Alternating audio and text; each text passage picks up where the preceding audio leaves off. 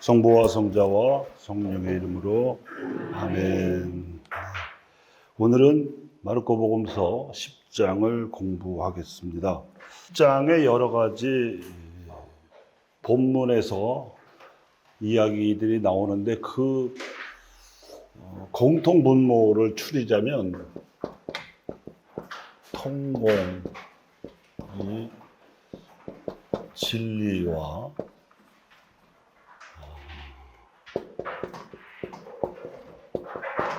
방법이라고 저는 제목을 붙이고 싶습니다. 8장이 마르코복음서 핵심이라고 말씀을 드렸죠. 왜냐하면 베드로가 신앙을 고백하는 대목이 나오기 때문입니다. 예수님을 그리스도로 고백한다는 것이 베드로에게 뿐만 아니고 다른 제자들도 그렇고 사실은 오늘날의 제자들은 우리에게도 가장 중요한 일이거든요. 그분을 그리스도로 알아본다는 것이 모든 사람에게 가능하지 않습니다. 믿음이 있어야 하고 자기 인생에 대한 통찰이 있어야 하고요. 세상에 대한 이해가 있어야 되고 그리고 그걸 바탕으로 해서 하느님의 존재를 깨달아야 그 고백이 나오는 거예요. 그런데 이제 예수님은 그 고백이 온전치 않다고 생각하셔서 함구령을 내리신 거고, 그리고 이제 9장부터 그 보충 수업을 하시는 거예요. 그래서 십자가를 짊어지지 않고서는 당신을 따를 수 없고 부활할 수도 없다는 것을 지난 9장에서 보여주시면서 타볼산의 거룩한 변모를 일으키신 거죠. 이제 오늘 10장에서는 이제 그 타볼산의 기적의 일상화. 그러니까 이 일상생활에서도 부활하신 예수님을 만나는 방법 또는 하나님 나라를 사는 길에 대해서 말씀을 하시는 건데 저는 그것을 통공이라고 설명을 드렸습니다. 성수의 용어로는 영원한 생명이라고 하지요. 그런데 우리가 세상에서 배우는 지식으로는 영원이라고 하면은 시간이 무한하게 연장된 또 다른 별쪽의 시간이라고 생각을 해요. 그 영원한 생명을 산다 그러면 뭐 100년밖에 뭐야? 100년도 못 사는 인간이 무슨 뭐 500년, 1000년, 만년 사는 게 영원한 생명인가? 그래서 우리가 죽게 되면은 이제 더 이상 죽음이 없이 그렇게 끝없이 살게 된다는 건가? 그건 오해입니다. 왜냐하면 죽음 이후에는 시간이 적용이 안 되는 영역이에요. 의미가 없어요. 그래서 하느님한테는 1000년도 하루 같고 하루가 1000년 같다는 말이 그래서 나오는 거거든요. 예수님의 삶을 기준으로 해서 영원한 생명을 이해하고 해석을 해야 돼요. 그 영원한 생명이란 시간 길이하고 상관없이 하느님의 다 있는 생명을 말합니다. 그러니까 내가 여기서 2023년 5월 10일이라는 날을 살더라도 내가 하느님하고 다 있게 되면 이미 영원한 생명이 들어간 거예요. 이해하시겠습니까? 네. 그 영원한 생명에 대한 또 다른 표현이 하느님 나라인 거죠. 하느님 나라라고 말할 때는 이제 초점이 하느님의 다스림에 있는 거예요. 주도자가 누구냐? 하느님이시다. 영원한 생명일 때는 우리가 어떤 질의 삶을 살 거냐가 이제 초점이라면 하느님 나라에서는 누가 다스리시느냐. 그러니까 우리가 하느님 나라를 산다고 하면 누구의 신하냐? 누구의 백성이냐? 누구 말을 따를 거냐? 이게 초점이 되는 거고 영원한 생명을 산다고 할 때는 과연 우리 삶의 질이 어느 정도냐, 쓰레기냐, 보석이냐, 이런 차이가 있는 거예요.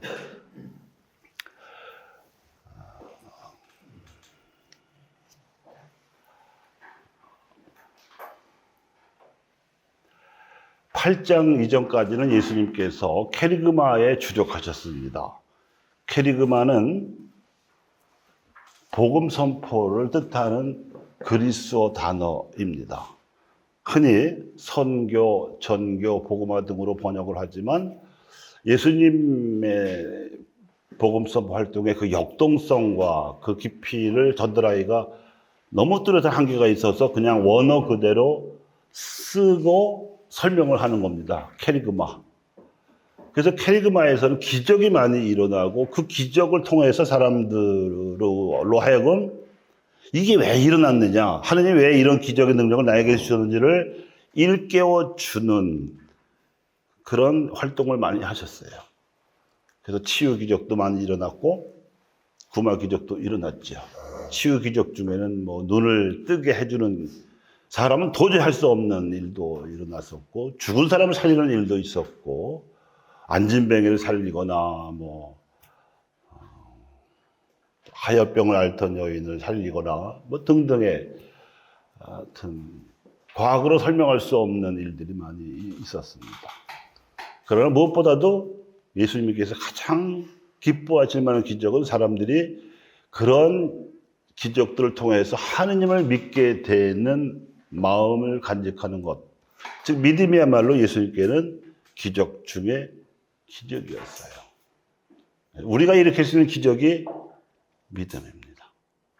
그런데 이제 8장 이후에는 디다케의 주적을 하십니다. 디다케 역시 오늘날 뭐 교육이나 신앙교육 이런 말들로 번역이 되곤 하지만 역시 예수님의 제자 양성 과정을 설명하기에는 아무래도 정형화되어 버린, 생기가 없어 버린 듯한 느낌이 있기 때문에 디다케라는 말을 그냥 쓰는데, 디다케는 제자를 사도로 양성하는 모든 과정입니다.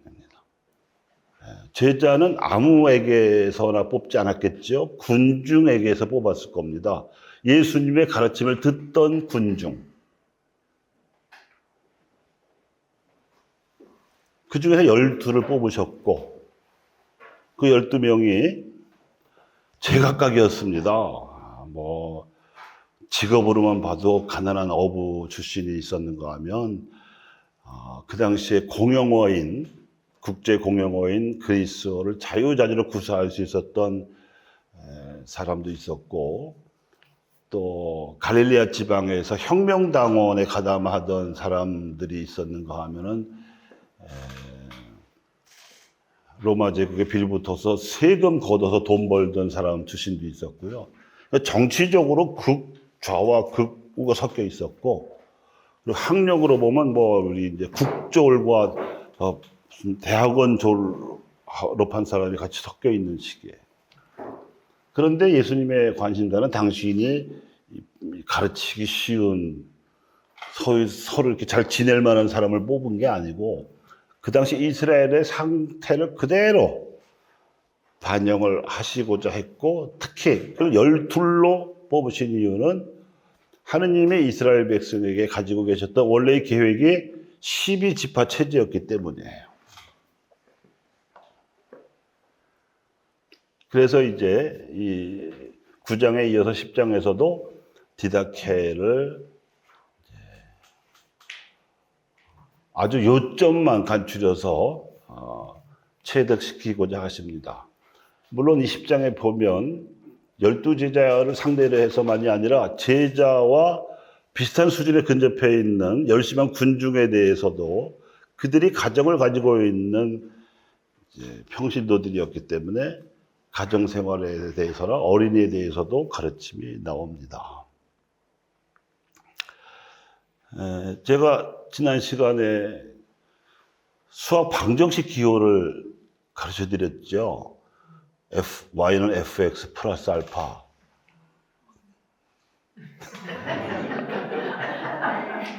그래서 이 알파는 상수고 하느님의 자비를 말하는데 이게 사실은 99%다. 압도적으로 많다. 그러나 그 1%밖에 안 되는 우리의 믿음이라고 하는 변수가 없이는 절대로 기적이 일어날 수가 없다. 그런 얘기 드렸잖아요. 기억나시죠? 그런데 그 1%는 양적으로 적다는 것뿐이지 밀도로는 말이죠. 100%여야 됩니다. 겨자씨 한 알이 땅에 뿌려지면 온 공중의 새가 깃들일 만한 커다란 겨자나무로 자라날 수 있는 이유는 그 하나의 씨앗이 꽉 차 있기 때문이에요. 꽉 차 있지 않으면은 그런 씨앗이 생명을 피워낼 수가 없어요. 그런 밀도가 100%라는 뜻이에요. 그 밀도가 100%여야만 사실은 영원한 생명이나 하나님 나라 또는 지금 이 10과에서 강조해 드리려고 하는 통공이 가능해지는 겁니다. 실제로 예수님은 어려서부터 어머니 마리아하고 그런 영적인 대화를 많이 나누셨던 것 같아요. 요셉 성인이 세상을 떠나시고 난 다음에 이제 어머니하고 아들 하나 단 둘이 사는데 얼마나 시간이 많았겠어요. 그리고 어머니로서는 당신이 요셉을 만나서 겪은 그 신기한 일들, 그런 아주 충격적인 일들을 다 말씀도 해주셨을 것이고, 그리고 당신이 아나빔으로서 배워온 여러 가지 하느님의 율법에 대해서도 가르쳤을 것입니다. 그리고 공생활이 되고 나서는 예수님은 제자들을 그렇게 하나하나 밤새워 기도하시면서 신중하게 고르셨고, 고르신 다음에는 철저하게 믿어주셨어요. 철저하게. 그래서 툭하면 야단을 맞지만 그렇다고 해서 내치지 않으셨고 끝까지 기다려주시는 그런 밀도 있는 믿음을 보여주셨습니다. 그래서 예수님의 믿음에 대해서 자기 목숨을 바치면서까지 하느님께 순종한다는 그 믿음도 놀라운 것이지만 당신이 뽑은 제자들에 대해서 보여준 믿음도 놀라운 거예요. 베드로가 이제 새벽닭이 울기 전에 3번이나 모른다고 배신할 걸 알면서도 그 점에 대해서 책망하지 않으시고 네가 다시 돌아오거든 너의 형제들에게 힘이 되어달라고 말할 수 있는 거는 굉장한 믿음입니다. 배신할 사람 앞에서 믿음을 미리 보여준다는 거. 그래서 예수님의 믿음은 수직적으로만이 아니라 수평적으로도 심지어는 배신할 정말 너무 치명적인 결함이 있는 제자, 그것도 수제자에게도 변함이 없었던 거죠. 그런 이제 예수님의 믿음의 정체를 알고 나서 제자들이 확실하게 변화되는 거죠. 그걸 우리는 부활이라고 합니다. 변화. 사도로의 변화.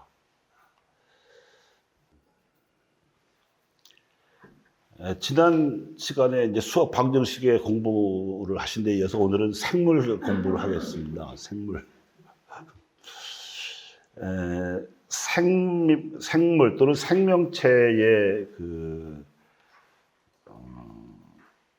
세계에 있어서는 기준이 되는 것이 식물입니다.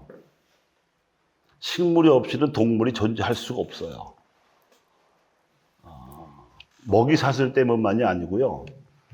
식물이 에너지를 만들어내기 때문에 그래요. 그 에너지 만드는 작용을 광합성이라고 합니다. 들어보셨죠? 네, 광합성.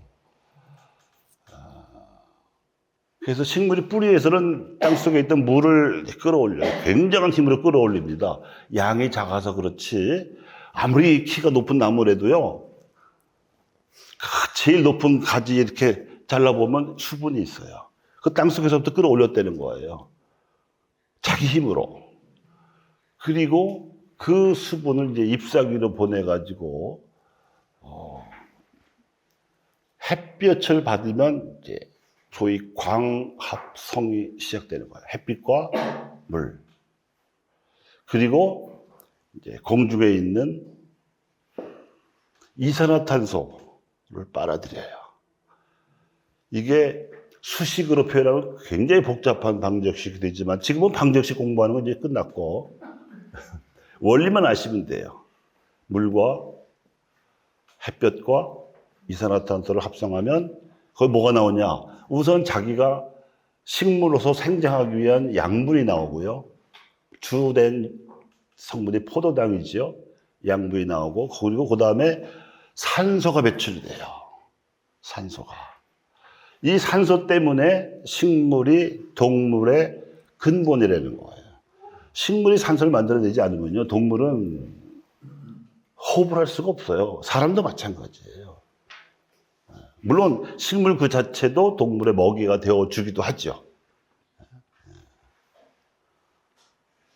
조금 어려운 얘기를 좀 갖추려서 말씀을 드리면,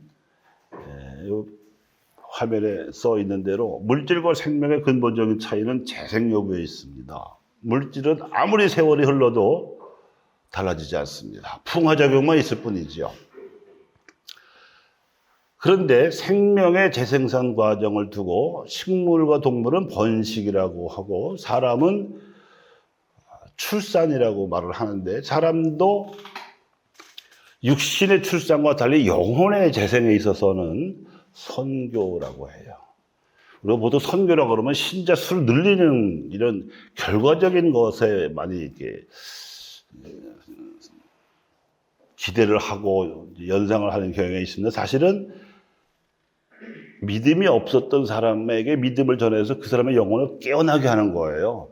영혼을 탄생시키는 거예요. 모든 사람이 다 영혼의 잠재적인 형태는 가지고 태어나지만 믿기 전까지는, 즉 하나님과 연결되기 전까지는 영혼은 잠자고 있어요. 뭐 죽어 있다고 하기는 좀 그렇고 잠자고 있어요. 그리고 세례를 받아서 하나님에 대해서 신앙을 고백하는 순간부터 그 사람의 영혼이 깨어나고 생기를 받는 거예요. 선교는 영혼의 재생 작업입니다. 근데 그런 이제 일이 여러 사람을 상대로 해서 일어나면 복음화라고 하는 거죠. 예수님께서는, 그리고 마르코 복음사가는 사람이 하느님과 그리고 사람들과 통용하는 이제 기회를 가정생활에서 처음에 받고, 그 다음에 자녀들에 대해서 두 번째로 받고, 그리고 궁핍한 이웃들에 대한 관계에서 또 보았습니다. 그리고 그 모든 가정생활, 자녀와의 관계, 또 사회생활, 이런 데서 겪는 모든 어려움을 십자가로 받아들이는 일이야말로 우리가 통용하고 영원한 생명을 누리기 위한 필요 조건이라고 가르쳤어요. 그리고 그 필요 조건이 온전해지기 위해서는 충분 조건까지 채워야 되는데, 그것은 예수와의 통공이다. 예수님을 그리스도로 고백하지 못하는 사람들의 근본적인 걸림돌은 뭐냐면, 예수가 다른 종교의 창시자들, 부처님이나 마호메트나 공자, 맹자 같은 분들과 비슷한 성현 정도로 알기 때문이에요. 나는 한국 사람인데 내가 왜 굳이 서양 종교를 믿어야 돼? 이런 무식한 질문도 그래서 나오는 거죠. 예수 누구지를 모르니까 그런 거예요. 근데 이 마르코 8장 이후 예수에 대한 근본 질문은, 예수님은 하느님이시라는 거거든요. 그리스도라는 말은 메시아의 번역어이고, 메시아라는 히브리어를 그리스도로 번역한 말이 그리스도고요. 그 그리스도라는 말, 하느님이 보내신 구세주, 즉 하느님이신 분인데 사람이 되어 오신 분을 우리가 구세주 또는 그리스도 혹은 메시아라고 하는 거거든요. 아주 쉽게 말하면 예수님을 하느님, 즉 신성을 인정하는 게 신앙 고백이에요.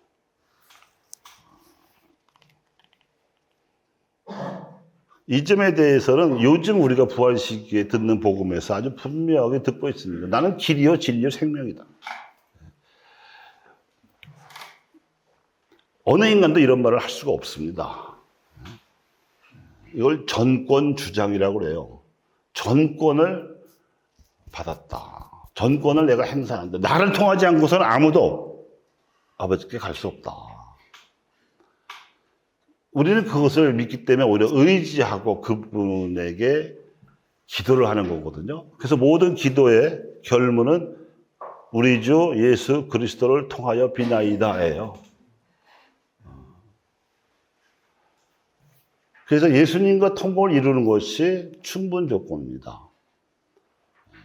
필요 조건은 나의 구체적인 환경, 가정, 자녀들과의 관계, 사회적인 관계, 또 이 재물을 다루는 일 등등을 통해서 이제 실력 발휘를 해야 되는 거죠. 그 실력이라는 것은 통공의 실력입니다.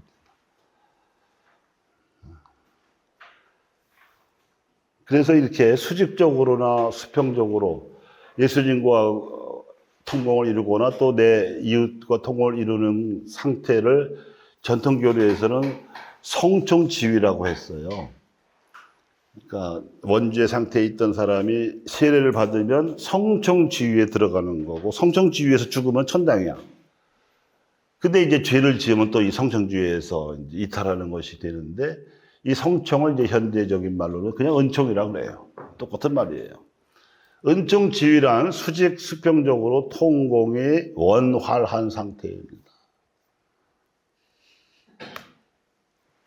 자, 이제 생물 공부하시겠습니다. 광합성 작용인데요.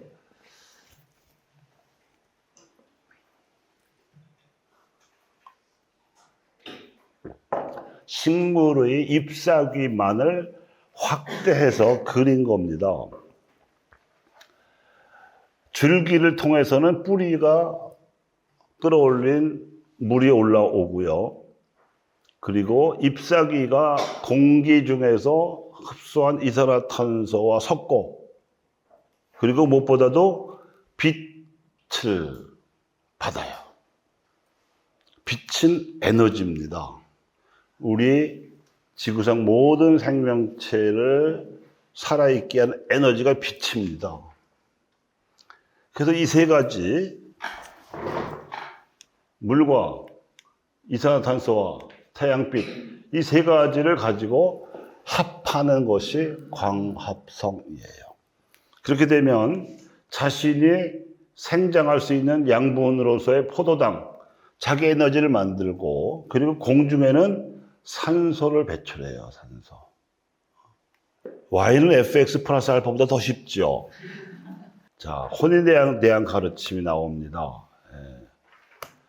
사람은 누구나 가정에서 태어납니다. 부모 없이 태어날 수 있는 존재는 없어요. 세상에 저절로 생겨났다고 우기는 사람들이나 나는 부모 없이 혼자 왔다고 하는 거나 똑같은 거예요. 그건 말이 안 됩니다. 그래서 가정은 인간 누구나에게 보편적인 장이에요, 장. 그런데 이 가정이 보편적인 만큼 중요한데, 중요한 만큼 행복해야 될 텐데, 행복한 경우도 있지만 그렇지 못한 경우도 종종 있기 때문에 이런 가르침이 나오는 거죠. 그래서 아마 그 이스라엘의 전통적인 가정 현실도 이혼이 많았던 것 같아요. 그 예수님을 만난 바리사이들이 대뜸 만나자마자 묻는 말이 남편이 아내를 벌어도 됩니까? 뭐 이따위 질문을 해요. 남편이 어떻게 하면 아내와 잘 살 수 있습니까? 이렇게 물어야 마땅한 거 아니겠어요? 아무리 좋은 마음으로 부부가 된 사람들도 얼마나 세상에 역경이 많이 닥칩니까? 부모가 다 건강한 사람들인데도 자녀가 이상한 병을 달고 나오는 수도 있고요. 그건 인간의 불강력으로 생기는 일들이야. 그런 것들도 있고. 여러 가지 어려운 일들 많이 생기니까 그걸 극복할 수 있는 지혜를 물어야 마땅한데, 아주 고약하게도 남편이 아내를 벌어도 됩니까? 야, 귀자되기를 한데 이거는 때려도 되는. 그래서 이 복음서들이요, 굉장히 표현을 절제해서 쓰지만, 저도 맥락을 보면 참 예수님이 곤욕스러운 처지에 많이 놓이셨다는 걸 알 수가 있고요. 그리고 그걸 다 표현을 안 할 뿐이지 사실은 하고도 남는 상황이거든요. 질문 같은 걸 질문을 해야지. 남편이 아내를 벌어도 됩니까? 라니. 그래서 예수님께서는 이제 한심한 나머지 모세는 어떻게 하라고 가르쳤냐 이렇게 되물으시고 그랬더니 그들이 이혼장을 써주고 버리면 허락했습니다.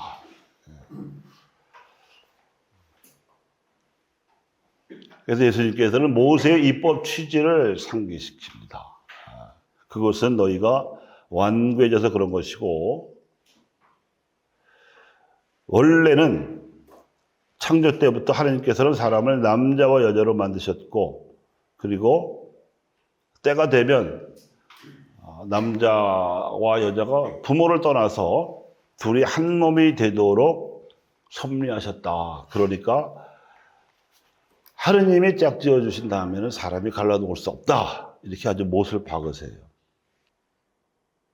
이게 우리가 이제 신자들 혼배 성사할 때 꼭 이 복음을 읽어요. 그게 저는 불만입니다. 전례에서 그렇게 돼 있으니 그걸 읽긴 했는데 아니 지금 결혼하는 사람 앞에 이혼 단어가 나온다는 게 불경스럽지 않습니까? 오히려 저는 혼배 미사의 복음으로는 적당한 게 가나의 혼인잔치예요. 저는 그렇게 생각해요. 왜냐하면 가나의 혼인잔치에서 물을 포도주로 변화시키셨잖아요. 그러니까 이건 신학적으로 정당한 이유가 있는데 신랑과 신부가 세 가지 물음을 받고 세 가지 대답을 하게 돼 있어요. 첫째는 자유로운 의사로 결혼하는 것인지를 물어요. 강제로 된 혼인은 무효입니다. 두 번째는 지금 자유롭게 합의했어도 그럼 일생 동안 할 거냐? 이건 기한부 결혼이라는 건 교회에서 인정하지 않습니까? 기한부로 우리는 결혼하기로 했습니다. 그럼 집에 가세요 이러는 거죠. 죽을 때까지. 그러니까 온전해야 되는 거죠 합의가. 그 세 번째는 부부가 자녀를 맞이하면 이걸 하나님의 선물로 받아들이고 하나님에 대해서 가르칠 것인지를 묻게 돼 있어요.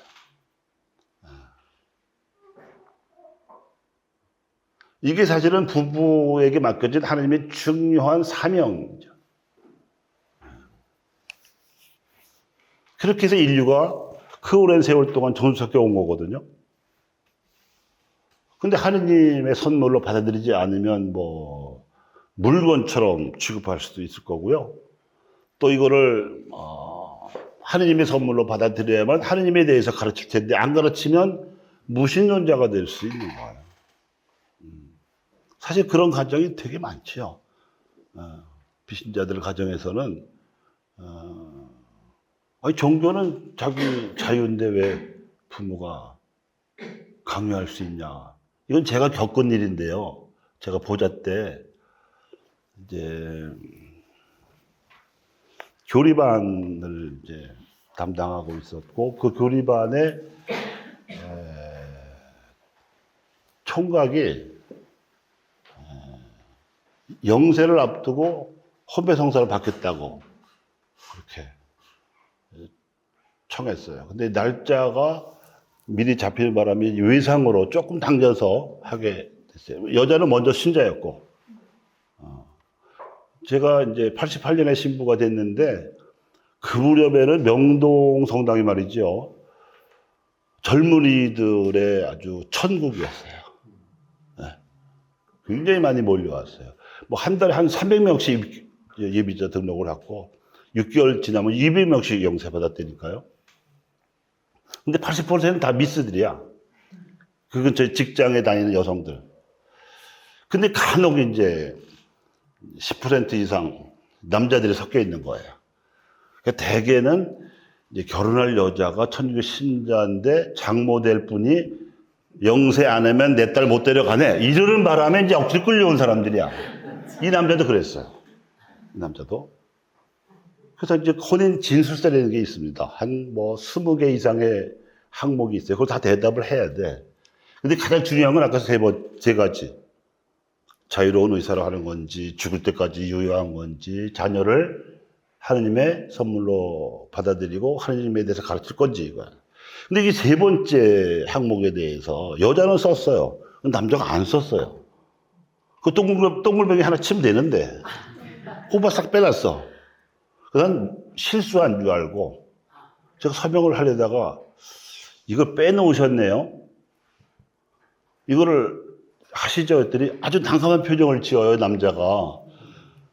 내가 그다음에 난감해졌어요. 아니, 당신이 여기다가 이 동의를 안 하시면 나도 서명을 할 수가 없고, 서명을 안 하면 혼인 절차가 중지됩니다.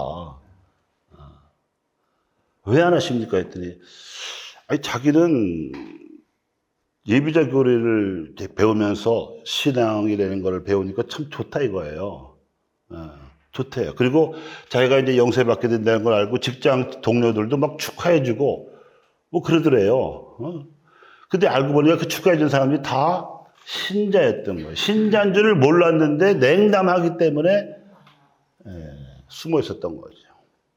그리고 사실은 그 색시될 여자도 이제 어려서 영세를 했지만 냉담하다가 자기 때문에 이제 나오는 척하는 거예요. 그러니까 자기가 생각하기에는 이게 어려서부터 영세한 사람들이 냉담을 쉽게 하는구나. 나는 어른이 되어서 배우니까 이렇게 좋은데, 그러니까 내가 결혼해서 낳게 될 아이들은 이런 이제 하자 있는 신앙생활을 하게 할 게 아니고 잘 키워서 20살 정도 되면 그때 선택하게 해야 되겠다. 그러는 거예요. 아주 당당하게 말을 해요. 그럼 말 되지 않습니까? 그래서 제가 아주 난감해졌죠. 이걸 어떻게 선택할까? 그 자신 있냐고. 아빠가 돼서 아들이든 딸이든 자식에게 신앙을 권고할 때 자신 있냐고.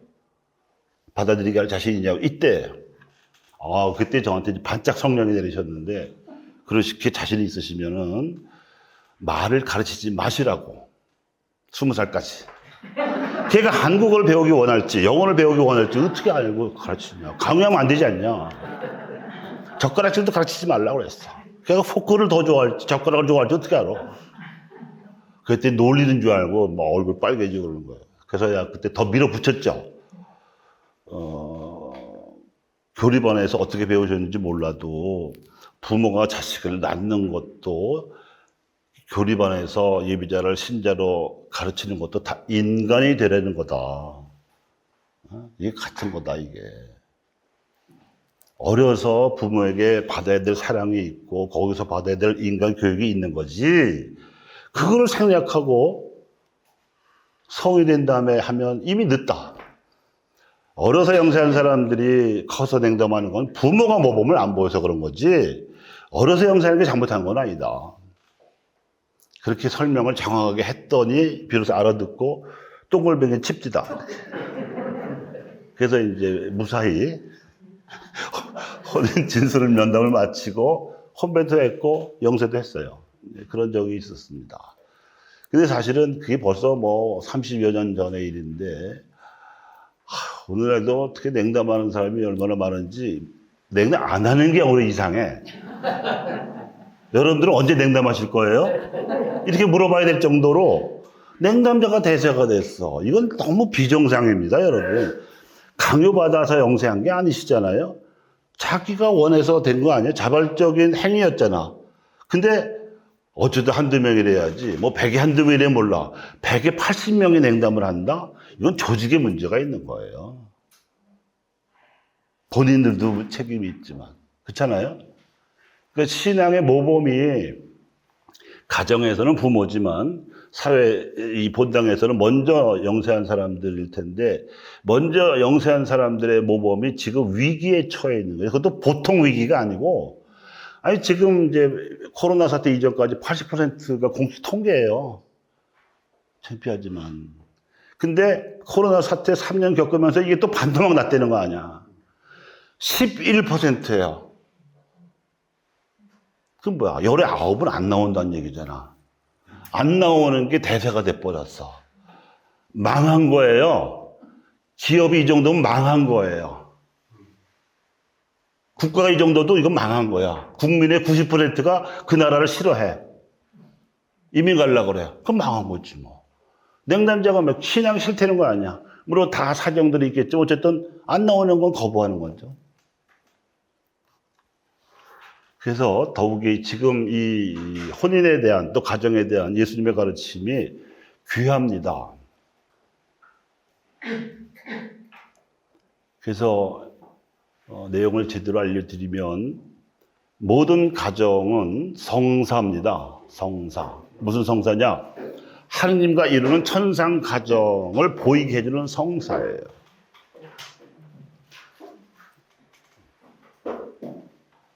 그 천상 가정에 들어가는 게 목표입니다. 어떤 그 가정을 보면 기도를 열심히 하긴 하는데 기도의 지향이 우리 식구들 현세에서 열심히 건강하게 행복하게 살다가 죽어서도 우리 식구들끼리만 행복하게 살기를 바라는 기도를 하는 사람을 봤어요, 내가. 근데 그분에게 미안하지만 이미 죽고 나면요, 현세 인연이 해소가 됩니다. 천수가 없어져. 왜? 모든 사람이 가족이 되니까. 하느님의 아버지는 다른 사람은 다 자녀 아니에요, 자녀.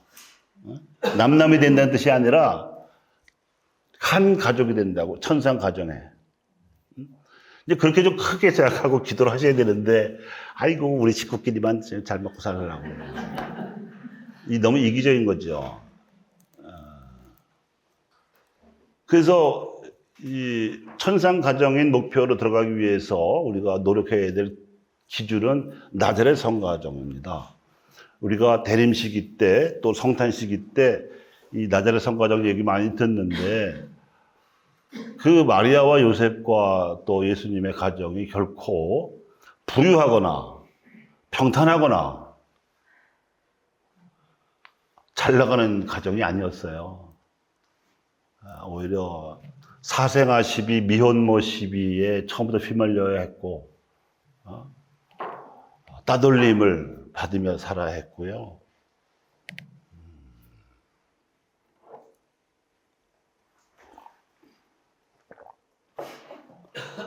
또 요셉이 먼저 세상을 떠난 걸로 보면 마리아는 젊어서 청상이 된 거예요. 그래서 뭐 하나밖에 없는 아들을 좀 키워놨더니 이제 좀 착실하게 직업을 가져가지고 장가도 들고 손주도 보게 해주고 부양할 줄 알았더니 또 가출을 해버렸잖아요. 우리가 볼 때 출가지 세상이 볼 땐 가출이지 뭐. 엄청 복 없는 여자예요, 마리아는. 그죠? 그런 어려움을 지니면서도 그 요셉, 마리아, 예수 이 세 분에게 공통적인 것은 신앙이었어요. 하나님께 대한 신앙만큼은 흔들림이 없었어요.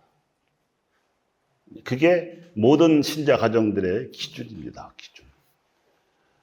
어느 가정이고 우한 없는 가정은 전 못 봤어요. 그게 더 정상이야. 왜? 여기는 인간 세상이지 하나님의 나라가 아니니까. 그런데 문제는 한계가 있다는 게 아니라 한계를 어떻게 극복하느냐거든요. 거기에 믿음이 필요한 거예요.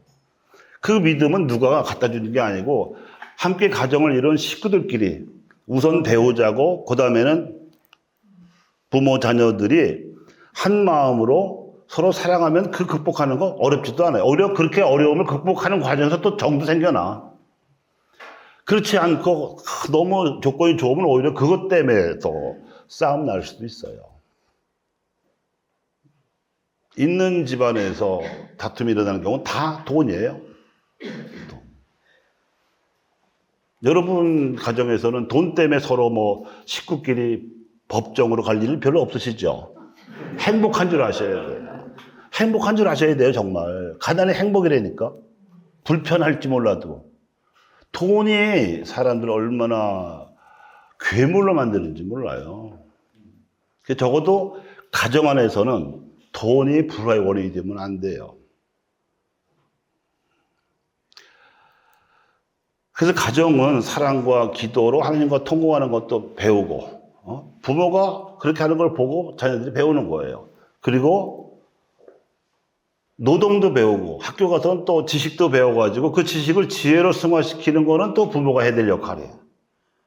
그래서 학교에서 공부 잘한다고 해서 지혜로운 게 아니고 그거를 승화시키는 마무리 역할을 부모가 해줘야 지혜가 됩니다. 그래야 그 노동과 지혜를 통해서 세상과도 통공할 수 있어요. 세계에서 제일 똑똑한 존재가 대한민국 고3입니다. 왜냐하면 굉장히 많은 과목을 엄청난 양으로 배우거든요. 문제는 그게 대입시만 끝나면 다 잊어버린다는 거예요. 근데 그걸 잊어버리지 않도록 부모가 같이 대화도 해주고 그걸 마무리해주면 아주 정말 똑똑해질 거예요. 혹시 아직 고생 수험생 있는 집안 있으시면 참고하시기 바랍니다. 이미 그 단계는 다 지나셨겠죠? 손주 단계에서 한번 기다려 보시죠. 그래서 이제 바티칸 공회에서도 사목헌장을 통해서 혼인의 은총과 윤리를 가르쳤는데, 은총은 우리가 받을 수 있는 혜택이고요. 윤리는 우리가 지켜야 할 브레이크입니다. 브레이크. 우선 혼인과 가정의 거룩함.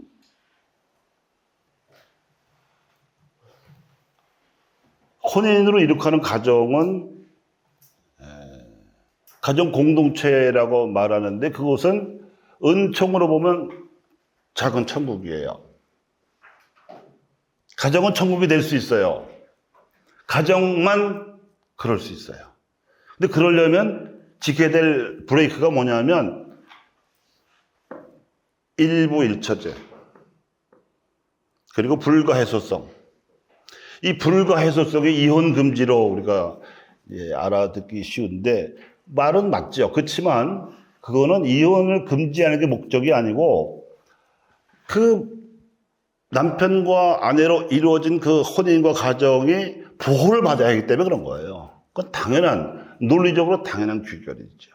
그래서 그 가정이, 누구나의 가정이, 어느 가정만이 아니고 누구나의 가정이 천국이 되도록 은총을 받은 거예요.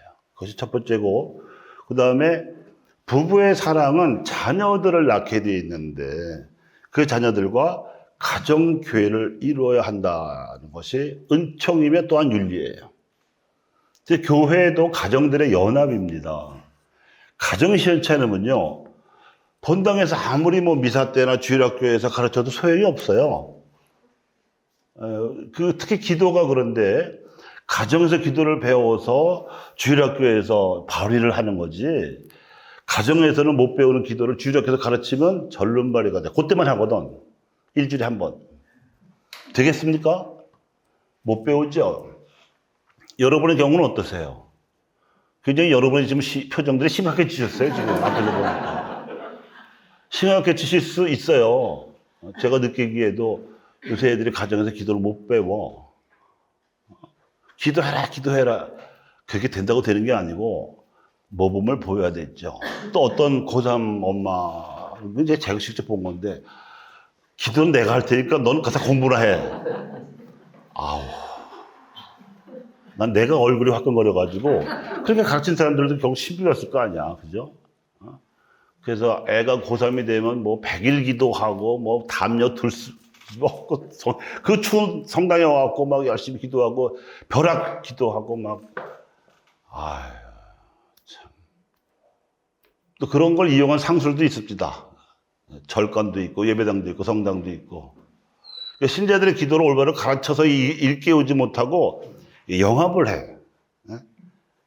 입시를 잘 보고 싶어 하는 수험생이나 학시 수험생 부모들의 심리를 영합을 하는 거.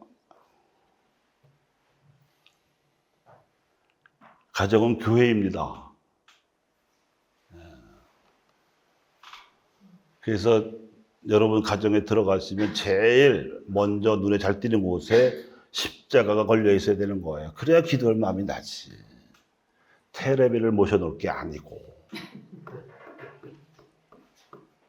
그리고 십자가 밑에는 성경책, 교리책, 성가책, 또 촛불. 그래서 언제든지 가정들이 혼자서나 함께 기도할 수 있는 분위기를 만들어 놔야 가정이 교회가 되는 거예요.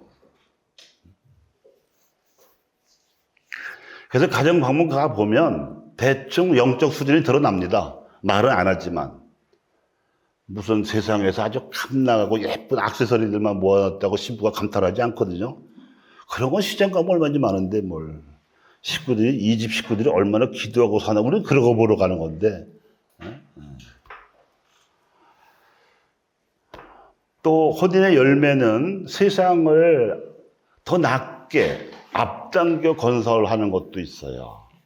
그래서 가정이 아니면 사회는 새로운 인재를 충원받을 수가 없어요. 그래서 세 가지, 가정 공동체로서 지상 천국을 이루는 게 가정이고, 또 기초 교회를 이루는 것이고, 또 미래의 사회를 미리 건설하는 것이 혼인의 은총이자 윤리입니다. 당연히 그 가정에서 태어난 아이들은 사랑을 받아야 되죠. 어른들이 종종 잊어먹는 사실, 모든 어른들은 한때 어린이였습니다. 어린이 거치지 않고 어른 되는 사람이 없어요. 그런데 어린이는 아직 어른이 아니기 때문에 어른의 도움을 필요로 합니다. 여러 가지로 전반적으로 도움을 받아야 돼요. 그래서 부모는, 또는 부모된 사람들은 자기 아이가 아니더라도 어른으로서 어린이를 도와야 할 사회적 책무가 있어요. 그래서 이제 라틴 아메리카 교회에서 처음으로 젊은이들을 위한 우선적 선택이라는 명제를 공식화시켰습니다. 그것이 푸에블라에서 열린 제3차 라틴 아메리카 총회 문헌인데요. 이제 세 번째 우리가 통용할 수 있는 기회가 재물의 문제입니다. 재물. 이 이야기에서 부자가 하느님 나라에 들어가기는 낙타가 바늘 구멍을 빠져나가는 것보다 더 어렵다는 유명한 말씀이 나왔는데,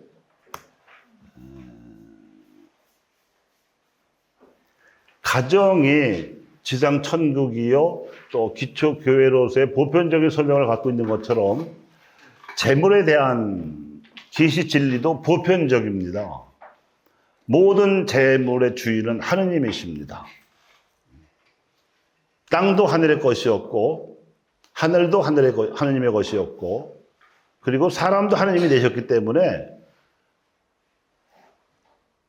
이 땅과 사람의 노동력으로 만들어낸 모든 부도, 소유는 하느님께 속해 있습니다. 그런데 그것을 인간에게 위임하셔서 관리하게 하신 거죠. 시한부입니다. 죽을 때까지 쓰고 가지고 가고 싶어도 우리는 가지고 갈 수 없어요. 돈 한 푼도. 그러니까 살아있는 동안에 소유권이라는 이름으로 관리를 하지만 더 필요한 사람에게 사용할 수 있는 권리를 개방해서 쓰는 것이 나눔입니다.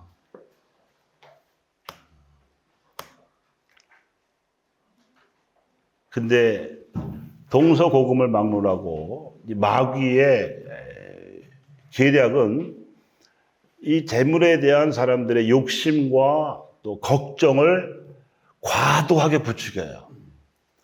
과도하게 부추겨요.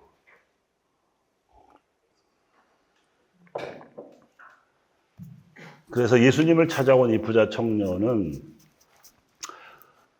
아마 금수저였던 모양입니다.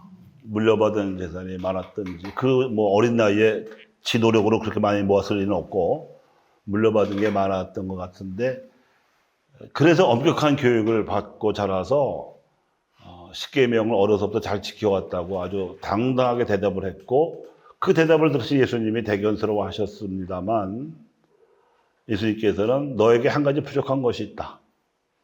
가서 가진 재산을 다 팔아서 가난한 이들에게 나눠주고 나서 나를 따라오너라. 예수님으로서는 당신의 처지를 그대로 옮기신 거고 제자들에게도 똑같은 걸 요구하셨던 것뿐인데, 그 부자 청년은 그럴 생각이 조금도 없었기 때문에 울상이 되어서 돌아갔습니다. 그 부자 청년의 예를 두고 제자들에게 예수님이 좋은 교육 기회를 삼아서 말씀하셨습니다. 재물에 관한 하나님의 뜻을 깨우치게 할 수 있는 좋은 기회를 삼으셨습니다. 즉, 부자가 하나님 나라에 들어가는 것보다 낙타가 바늘귀로 빠져나가는 것이 더 쉽다. 그리고 사람에게는 불가능하지만 하나님께는 모든 것이 가능하다. 이 얘기는 더 풀어서 말씀드리면 뭐냐면, 욕심을 부리는 사람에게 나눔은 절대 불가능합니다. 굉장히 가진 것이 많아 보이는 사람이라도 단 한 푼도 다른 사람에게 나누어 주기를 꺼리는 인색한 사람들이 있어요. 부자면 그런 줄 아십니까? 우리는 다 시간의 부자들인데 맨날 24시간씩 받잖아요. 새해 되면 365일을 받잖아요. 공짜로. 근데 단 한 시간도 남을 위해서 쓰지 않으려는 사람들이 있어요. 시간만 있나요? 우리는 또 재능도 다 나름대로 있어요. 재능도 있고 기술도 있고 젊음도 있고 건강도 있고 따지고 보면 재물만이 아니라 재물만큼 귀하고 돈 주고 살 수 없는 게 많이 있는데 그런 것들을 나누기를 인색한 게 현실이잖아요. 욕심스러운 사람에게는 어떤 나눔도 불가능하지만 하나님하고 통합을 이루는 사람들에게는 다 가능해요. 목숨도 내놓을 수 있어요. 예수님이 그러셨잖아요.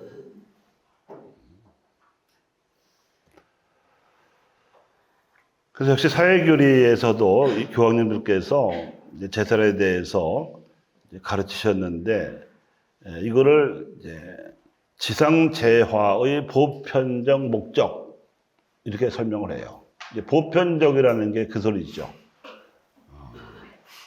모든 제화에 대해서 예외 없이 적용되는 지상제화의 소유권은 하나님께 있다. 이런 제화의 보편 목적 원리에 따라서 인간의 소유권은 관리권이고 우리가 소유한 재화를 필요한 사람들이 사용할 수 있도록 개방해서 관리하라는 윤리적 요청이 내포되어 있습니다. 이런 데서 가난한 이들을 위한 우선적 선택이라는 명제가 파생이 되는 거죠. 이제 그렇게 가르치시니까 제자들 중에 베드로가 또 나서서 말하기를 저희는 다 버리고 따라왔는데요. 저희는 무슨 보상을 받을 수 있습니까? 또 이렇게 발빠른 질문을 했습니다. 거기에 대해서 예수님은 나 때문에, 복음 때문에 집이나 형제나 자매, 어머니나 아버지, 자녀나 토지를 버리는 사람은 현세에서 박해도 받겠지만 집과 형제와 자매와 어머니와 자녀와 토지를 100배로 받을 것이고 내세에서는 영원한 생명을 받을 것이다. 그래서 현세에서 받을 보상이 집과 형제와 자매와 어머니와 자녀와 토지입니다. 아버지는 없어요. 왜? 하느님의 아버지시니까. 그러니까 이거는 교회, 믿는 이들이 모인 교회의 현실을 상징하신 것입니다. 그리고 내세에서는 영원한 생명을 받을 것이다. 그런데 이런 진리를 믿지 못해서 꼴찌되는 사람이 많을 거다. 실제 성서에는 믿는 이들이 받은 보상이 초대교회 공동생활로 나와 있습니다. 그렇게 박해를 하던 로마가 무릎을 꿇게 된 영적인 매력의 원인이 이 공동생활에 있어요. 자기가 가진 것을 자기 것이라고 우기지 않고 공동의 소유로 내놓고 같이 쓴 거예요. 내세 보상은 하나님과 통공하는 거고 현세 보상은 믿는 이들끼리 가난한 이들과도 섬김과 나눔으로 통공을 하는 것입니다. 그리고 우리나라 신앙 선조들도 박해 시대 때 서로를 믿음의 벗이라고 부르면서 이런 섬김과 나눔의 공동체를 실천했었지요. 순환과 부활을 세 번째로 예고하셨는데 내용은 똑같습니다. 그래서 이제 10장을 마무리하면서 부활이란 무엇인가를 다시 한번 정리하겠습니다. 믿음으로 현세에서 영원한 생명을 앞당겨 사는 것이 부활입니다. 그래서 하나님과 통공을 이루고 영원한 생명을 지금 여기서부터 누릴 수 있는 처지에서는 섬기지 못할 것도 없어요. 내세를 기대하지 않기 때문에 현세에서 모든 것을 다 해결하려고 드니까 악다구니를 쓰게 되는 거지. 내세를 알면 현세에 매달리지 않죠. 그걸 두고 예수님이 하신 말씀이 너희는 육신과 영혼을 아울러 죽일 수 있는 분을 두려워해야지 육신만 죽일 수 있는 사람들은 두려워할 게 없다 그러셨어요. 예수님께서 내가 생명의 빵이다 라고 하신 말씀은 나를 먹어서 생명을 얻어라 하는 말씀이신데, 예수님을 먹는다는 것은 우리가 성체성사 때마다 체험하듯이 실제로 축성된 면병의 성체를 받아 먹기도 하지만 그것의 본질은 뭐냐면 예수님의 삶과 예수님의 뜻과 예수님의 그 믿음을 우리가 받아들이는 거예요. 그렇게 해서 우리의 영혼이 영적인 광합성하는 거예요. 예수님은 햇볕이거든요. 그래서 나는 부활이요 생명이니 나를 믿는 사람은 죽더라도 살고 살아서 믿는 사람은 영원히 죽지 않으리라고 말씀을 하신 겁니다. 육신에 대해서라면 말이 안 되는 말씀을 하신 거죠. 영원히 죽지 않으리라니. 아니죠. 누구나 죽죠. 근데 예수님이 그걸 몰라서 하신 말씀이 아닙니다. 영원한 생명을 지금 여기서 얻을 거라는 이 확신, 이걸 여러분들이 알아들으셔야 돼요. 8장에서 벳사이다의 소경이 눈을 뜬 기사를 배우셨습니다. 근데 이 10장에서도 예리코의 눈먼이를 예수님이 고쳐서 눈 뜨게 하셨습니다. 그 비교를 짧게 해드렸었죠. 기억나시나요? 다시 한번 확인해 드리면 베드로의 신앙 고백을 기준으로 해서 앞쪽에 벳사이다의 소경 치유 이야기가 나오고 뒤쪽에 예리코의 소경 치유 이야기가 나와요. 그런데 벳사이다의 소경은 이름도 없어요. 남들이 데려와요. 그런데 예리코의 소경은 바르톨로메오라는 이름이 있고요. 자기가 제 발로 와서 청해요. 그래서 다른 사람에게 이끌려 오는 것도 예수님과 만나게 하는 데는 필요할 수 있지만 두 번에 걸쳐서 눈을 떠요. 단번에 안 돼요. 행동 동기가, 신앙 동기가 소극적이면 영적인 성취가 늦을 수밖에 없어요. 그런데 그 반대로 적극적이고 능동적이면 단번에 눈을 뜰 수도 있어요. 그리고 벳사이다의 소경은 눈을 뜨게 된 후에도 집으로 그냥 돌려졌을 뿐이지만 예리코의 소경은 예수님을 따라 다닐 수 있게 됐어요. 제자가 됐다는 뜻이에요. 제자가 되었다는 뜻은 사도로 양성될 수 있다는 뜻이기도 하죠. 그래서 이 부활 시기에 이제 부활 시기마다 저 같은 사제들의 숙제는 어떻게 하면 신자들에게 예수님의 부활을 믿게 하느냐 하는 거하고 자기들의 부활을 어떻게 성취하게 하느냐, 이 두 가지입니다. 많은 경우에 예수님 부활을 잘 안 믿어요. 믿어주는 정도가 많죠. 여기에 호기심을 가진 어느 신문사가 설문조사를 한 적도 있어요. 신자들 대상으로. 정말 예수님 부활을 믿으십니까? 100% 나올 것 같으죠? 천만에 20%밖에 안 나와. 그 20%는 뭐야? 믿어주는 거지. 설마 거짓말 하겠어? 이렇게 해서. 그 나머지 80%는 뭐야?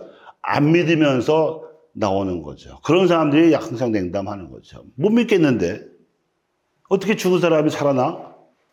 근데 여러분은 어때? 여러분은 저는 예수님 부활을 당연히 전제하고 별게 막 떠들었는데 도망가진 않고 남아있는데 정말 믿기를 믿으십니까? 네. 예수님 부활하셨나요? 네. 그 다음에 이제 그건 그렇고 이거 절반은 됐어. 우리의 부활이 문제예요. 우리의 부활. 부활 시기가 왜 50일이게요? 우리 부활을 확신하느라고 50일이 필요한 거예요. 예수님 부활을 경축하는 거는 8일 축제면 충분하죠. 우리가 부활해야 돼. 육신만의 문제가 아니라 영혼의 문제란 말이에요. 여러분은 부활을 하십니까? 하시겠습니까? 하고 계시나요? 그럼 됐네, 뭐. 난 숙제 다 했어요. 그래서 이게 무슨 겉으로 드러나는 일이 아니고요. 한 번에 끝나는 일도 아니고, 외적으로 잴 수 있는 표지가 아니에요. 근데 자기는 알아. 본인은 분명히 알아요. 죽어 있는지, 부활했는지. 그래서 죽은 자 가운데에서 사흘 만에 부활하셨다고 하는 성서적인 표현은 이미 이제 의롭게 살았었지만 죽은 다음에 부활하지 못하는 이런 구약의 성인들을 염두에 둔 표현이기도 하지만 죄로 말미암아 죽어 있는 사람들 속에서의 부활이에요. 사도 바오로가 이제 부활에 대해서 아주 열심히 설명한 대목이 고린도전서 15장이거든요.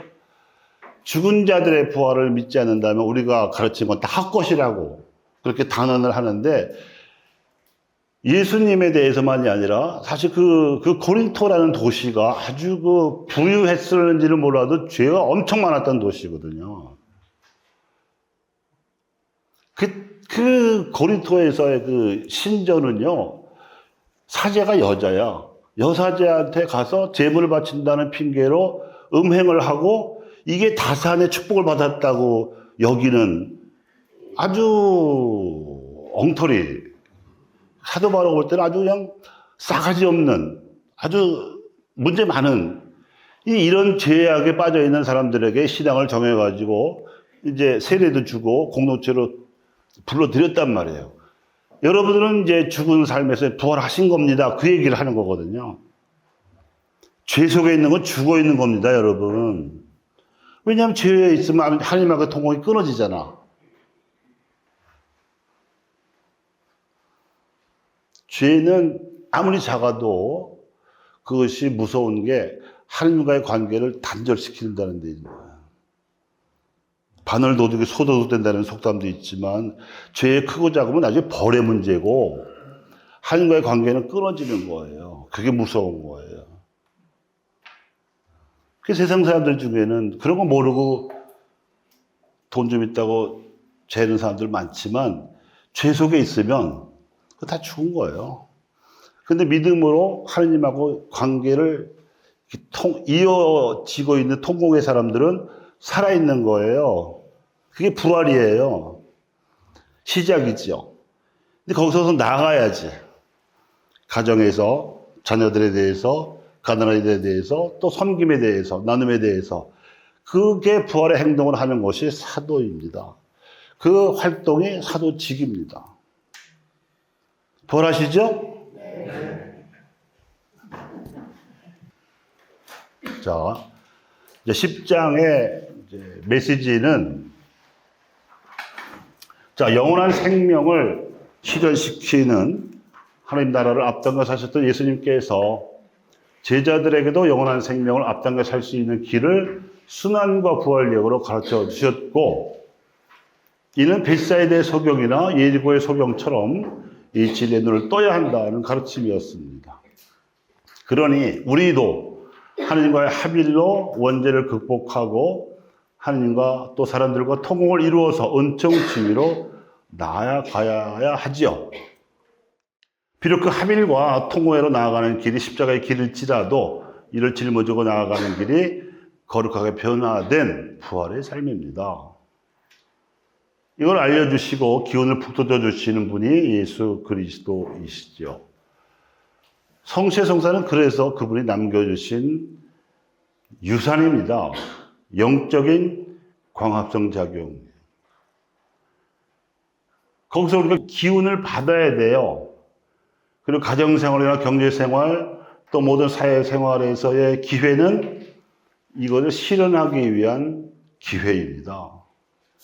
요셉과 마리아처럼 성과정을 이루도록 적어도 하나님을 떠나지 않는 가정이 되어야 하고, 자케오처럼 바늘기로 빠져나가는 낙타가 되어야 합니다. 여기서 자케오가 느닷없이 튀어나왔는데 이거는 루카복음에 등장하는 인물이긴 하지만 부자 청년과는 정반대로 부자였지만 예수님을 만난 후에 아낌없이 재물을 나누어 준 사람이 zakhe오예요. 아시죠? 네.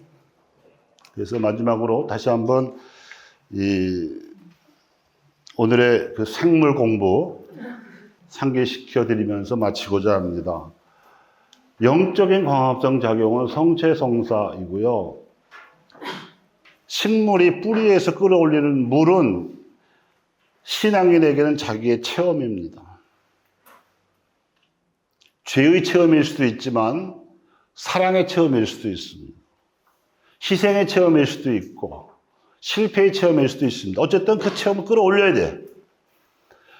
빛은 예수 그리스도이시죠. 그거는 독서, 말씀의 전례를 통해서 우리가 받아요. 그러면 우리의 마음속에서 광합성이 일어나는 거죠. 광합성. 그래서 나는 내가 다시 살아갈 수 있는 영적인 기운을 얻고, 그러면 사람들에게는 그리스도의 향기가 퍼져나가게 되는 겁니다. 아멘. 성부와 성자와 성령의 이름으로 아멘. 감사합니다.